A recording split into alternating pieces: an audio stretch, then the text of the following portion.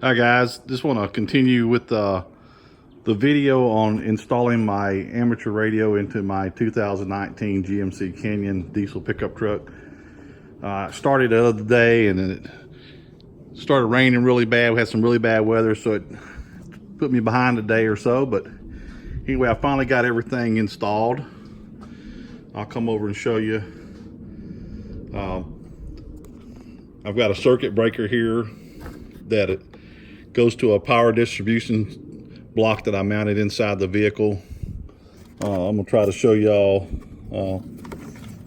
all the connectors and stuff that are on here.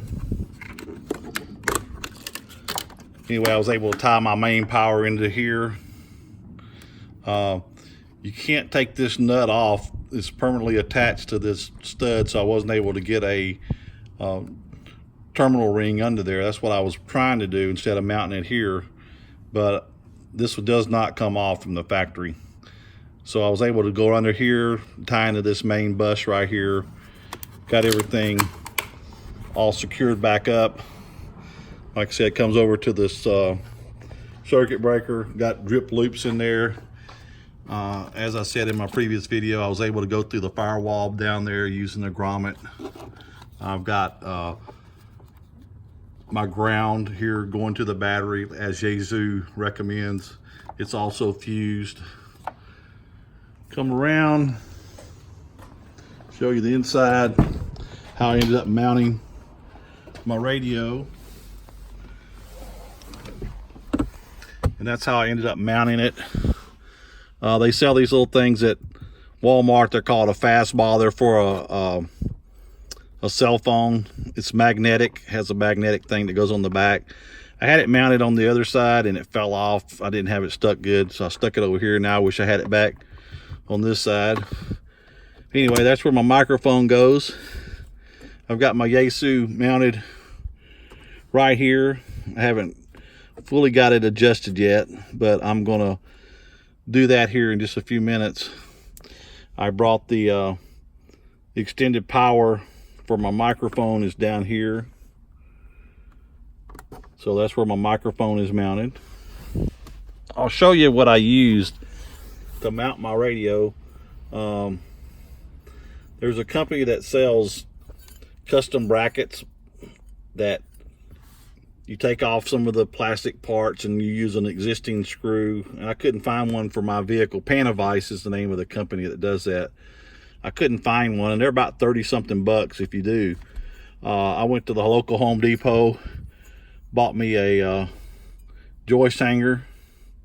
I've got several of these. I use them as templates for other things. So this one's got a hole in it. And I tried to make this one where it would go behind this plastic piece here and attach to a bolt that's back here. But there's a clip that clips this on and it wouldn't fit with this metal on there. Wouldn't go behind the plastic housing for the radio.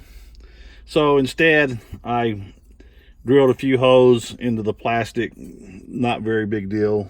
I was always told if you're gonna modify a vehicle for a radio, you got to modify the vehicle.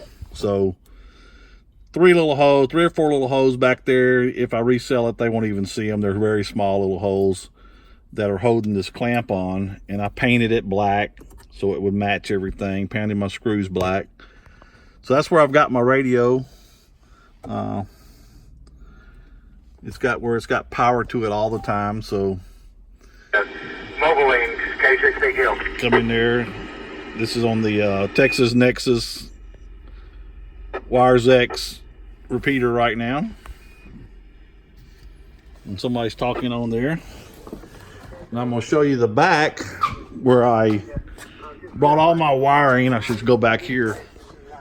My wiring came from underneath my dash where I drilled the hole, and I ran it underneath the plastic guard. And it goes back through, comes back through here, and then I brought it out right here. And these things, they're very flimsy, so you can just run your wire under there. It's not a problem. It's kind of out of the way. Brought my radio in, got it wired up. I don't know whether I'm gonna put the bracket in there to mount it permanently or not. I may just put a piece of Velcro under there. And then I got my power distribution block here with some extra power poles on it, so that I can hook up some other accessories, and I still got plenty of extra adapter connectors there if I want to add some more wires or something. I'm probably going to run a power inverter. This truck didn't have a power inverter with it. I've got one of my speakers mounted right here right now. I'm going to permanently mount that somewhere, probably right where it's at, because it won't be in the way. Not much room in the back of these Canyon pickup trucks for people to ride, and I don't have a lot of passengers riding with me anyway. So that's kind of where I'm at as far as mounting the radio. I'll come back around and I'll show you my antenna. I got a Comet RS730 hood mount, and right now I've got a MFJ, looks like a 1402B dual band antenna on it.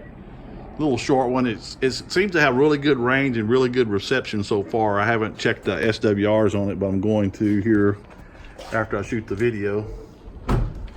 And I'll come in on this side and I'll show you what that bracket looks like that I mounted. I just got those screws right there.